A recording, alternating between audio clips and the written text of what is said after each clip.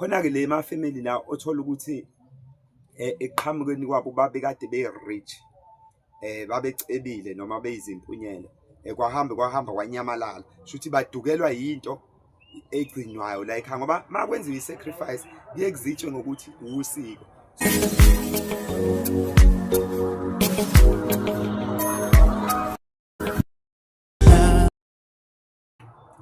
Siphinde sinibingelele babukeli beKama VTV with Prince Bheka umndeni kaZulu. Namuhla ke ngifuna ukuzokhuluma ngento abantu abangayithatha nje kancane kanti akeve i-serious. Uya ngawe ukuthi izinto engiyikhulumayo la uyithatha kanjani. Angisuye umastermind kodwa nami ngenza lokho engikwazi noma engigudi kukho. Before we miss the topic, ngizokhuluma lana nge-sacrifice eyenziwa edlozini. Each and every family has got its private or secret sacrifice. Idlozi noma yinini kuhlezi kune-sacrifice, you like it or not, liyakwazi ukuzenzela lona i-sacrifice. Anti abantu ba-understand ukuthi ngithini. Ngikhuluma nge-sacrifice eyenziwa yifamily yenzela idlozi. Ayukho umndeni wakwantu ongenayo lento ekuthiwa i-ritual. I-ritual, it's going together with the sacrifice. Akukhathali ukuthi ngabe ingakanani, kuba kubona-ke amadlozi akini ukuthi I-accepta njengento eyanelisayo noma enganelisi, but most of the time ama-ancestors ethu awavamisile ukwaneliseka, ngoba nalapha emhlabeni thina esiphilayo akwazi ukuthi uma kwenziwa into uma sekuthiwa senelisekile sonke. Ngifuna ukukhuluma-ke ngaleyo nto la, i-sacrifice nizenzela nina, ne-sacrifice by its ancestors themselves, la abazenzela khona mathupha. Abadlali-ke banquma umuntu bona. Ngiyekizwe-ke abantu uma bekhuluma ngokuthwala bethe basabela ukuthi kuzofa abantu. I-sacrifice idlozi imali yenza kusuke kuyinhlahla noma ukuthi nifuyile nabo babefuyile la eveza khona ngesilwane, ngoba kuthiwa umuzi nomuzi nje kuhle ukuthi ube nesibaya ukuze makukhona inkinga ekhona udlalele lapha esibayeni. Kodwa most of the time ama-ancestors ethu noma abadala bethu bakhula ngey'khathi zezimpi, kwakuliwa igazi into engeyilutho, ukufa komuntu akusiyo into embi, bayenza nge-sacrifice khona la emndenini. Ngizokuchaza-ke ukuthi kanjani, wena woza nendlebe mina ngize nendaba. Manithi nina niyenza i-sacrifice, angikhulume nge-Christianity la, ungizwe kahle. Manithi nina aniyenzi i-sacrifice, nisuke nenzani uma ngabe nenza umsebenzi? Anichithi igazi, noma nithi anilichithanga-ke igazi nihambe nayo ithenge esitolo inyama, achithwanga negazi kuleyo nyama leyo. Sithi nje ninquma inkukhu la egcekeni, nenza into encane, nithi nenza itiye, yini le achitheka igazi, akusiyi sacrifice le. Angikhulumi ngesithwalo, ungizwe kahle, akusiyi sacrifice le. Nihlaba imbuzi, akusiyi sacrifice le.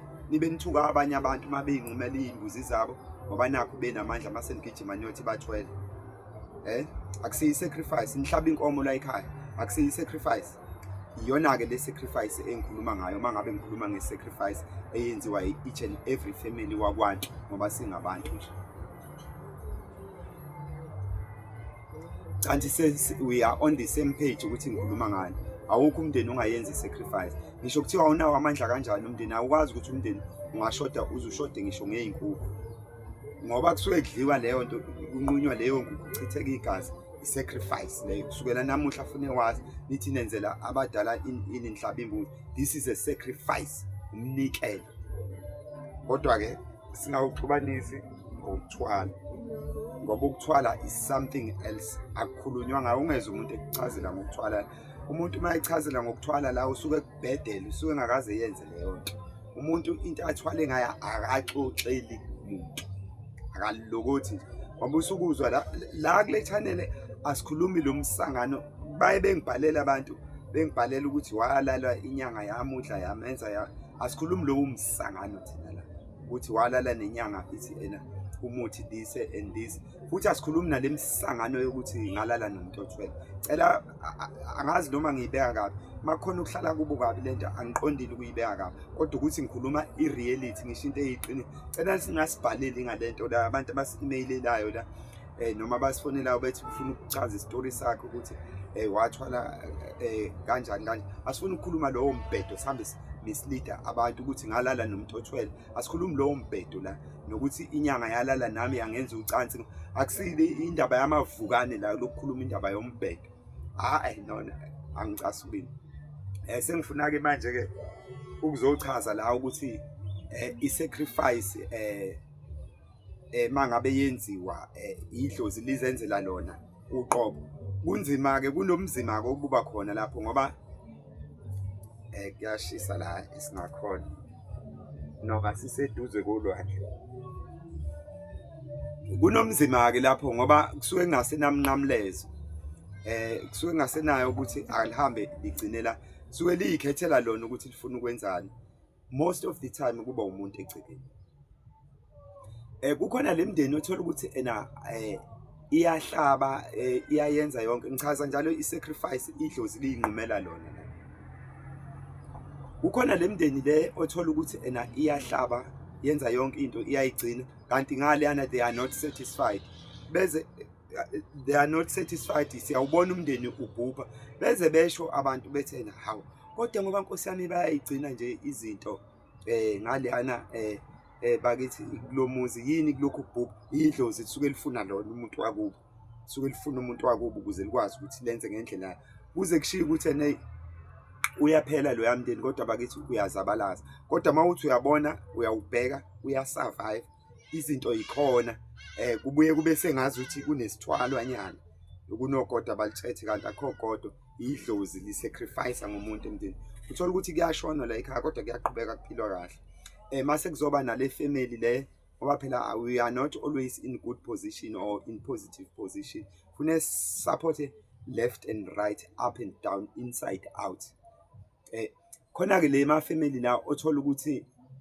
eqhamukeni kwabo babekade be rich babecebile noma beyizimpunyela kwahamba kwanyamalala shuthi badukelwa yinto egcinwayo la ekhaya ngoba makwenziwa isacrifice kuyekuzitshwe ngokuthi usiko so abantu bakithi ke banayo inkinga yokungakwazi ukuhlukanisa iculture ne-tradition and the custom and beliefs. I did ever explain such a thing kanti mawubheka ama-video adlule ngake ngayichaza kabanzi leyo nto uthola ukuthi ke la ekhaya isimo sekahle sesiphenduka umndeni usuphenduke abantukazana ngenxa yesimo sokuthi kuyashonwa kuyancincizela isimo kuqhutshekwe nje kuphile lokhu kuphilwa uthi one day ibuye back le family ivele icebe nje isithubeni kade sesiyibona thina sesiyihlulela sijaja ngoba siyashesha phela ukujaja into zabantu sibe sixakwe ezethu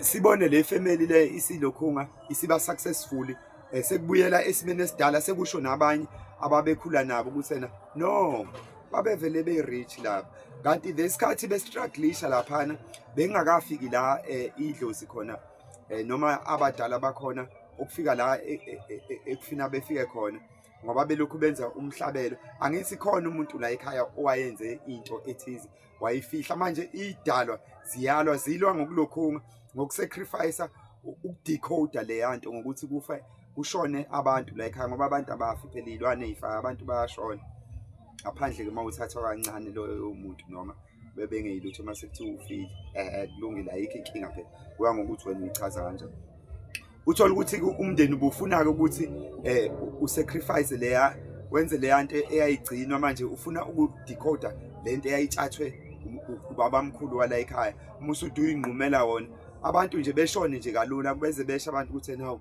yazi useshonile ubani uthi emva kwalapho bevele besuke bebe izicebi mase siyasho futhi bathwele kanti abenze lutho no ifamily amadlozi la ekhaya abefuna ukugcina le yanto yegazi eyayikade igcinwa noma le yanto yogodo lantshathwe wothize manje akasekho igcina ngoba lo wayengatshene emuntu sibona ifamily siqhubuka nje isithubeni sekuncipha nokushona kwabantu kubuyele bese besha babazi ukuthi hayi babeve sebenje babenjena laba bantu ngicansi lento sengiyichazileke manje abantu bayizwile ngaphandle makukhona ongakutholi kahle unemvume yokuthi ucomment lapha kwi-comment section sinivulele kodwa hayi ukuthi nithuke inhlamba noma nidelele futhi ngeke sinivale ngisho nithuka inhlamba. Sinayo indlela yokudila nani, sinayo indlela yokudila nabantu abayikhuluma umathanda wabo. Mase ngiphinde ngisho nalabo abantu abaye bengifonele beze befike bexhumane nami, nginenkinga laphana. Umuntu makuthiwa ngikhona umuntu okhonza ukutravela too much, makuthiwa ngikhona bayangidlula futhi bebuze kimi ukuthi uphi lo okhuluma kaMavi. No, you must be careful ngezinto zala kwi-social media bafowethu. Kwi-social media kuzolulekwana futhi kuzodukiswana, so ungathathi, you don't always take it positive. Sometimes khona abantu abanolwazi abangazenzi izinto abakwazi ukuyikhuluma kuphela, so bayamotivate labo bantu, bayakunika i-direction. So akusho ukuthi umuntu uma ekhuluma la ngoba ene-chance yokukhuluma la usewisiyazi waleyo nto. Confirma, bhekisisa, yenza i-research, ngoba uzoqoleka esithubeni musuhamba usikhalela la kanti wena obhayizayo. Asibizi-ke abantu ukuthi thina abasifonele noma bethi, it's your choice ukuthi uyasifonela mase sikwazi ukuxhumana. Uma kukhona singakukhuluma sikuxoxe eceleni, ngoba asikwazi ukuxoxa nomuntu live la. Futhi ama-testimony abantu asiwakhonzile, ngaphandle umuntu uma eyiphoqela nje ukuthi senze ama-testimony. Asizi iy'nkunzi, actually asizo iy'nkunzi, siyabantu nje abanormal. Siyabonga. Please don't forget to subscribe, share, like and comment. The name of our channel is KamaV TV with Prince Begumdeni. Thank you. Nibe nosuku oluhle.